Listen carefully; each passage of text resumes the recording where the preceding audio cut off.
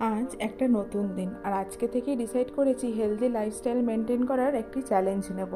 Already wait মেশিনে wait দেখাচ্ছে 58 kilo, যেটা কিনা আমার জন্য অনেকটাই ওভারওয়েট। ডিসাইড করেছি গরমে বেশি বেশি করে জল খাবো, আর সকালে খাবো একটা হেলদি ব্রেকফাস্ট।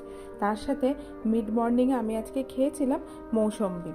এরপরে লাঞ্চে খেয়ে নিয়েছিলাম ভাত, আলু পটলের তরকারি, পটলের খোসা বাটা, দই আর শশা। ভাতের পরিমাণটাও নমিনালি নিয়েছিলাম। বিকেলবেলাতে করেছিলাম একটু এক্সারসাইজ। আসলে মাম্মাম হওয়ার পরে আমার ওজন হয়েছিল 67। অ্যাকচুয়ালি প্রেগনেন্সিতে ওই ওয়েটটা আমি গেইন করেছিলাম। তো ওই ওয়েটটা আস্তে আস্তে রিডিউস হতে হতে 58-এ এসে পৌঁছালো, আর কিন্তু ওয়েটটা কমছে না। কারণ এত বেশি হাবিজাবি খাওয়া হচ্ছে, আর মেন কথা হচ্ছে ঠিক টাইমে খাওয়া হচ্ছে না। তাই জন্যই এই ডিসিশানটা নেওয়া। রাতের বেলাতে আমি 7টার মধ্যেই ডিনার করে নিয়েছিলাম, আর রাতের ডিনারে খেয়েছিলাম এই ম্যাঙ্গো ওটসটা। দেখা হবে আবার কালকের মিনি ব্লগে। সবাইকে টাটা।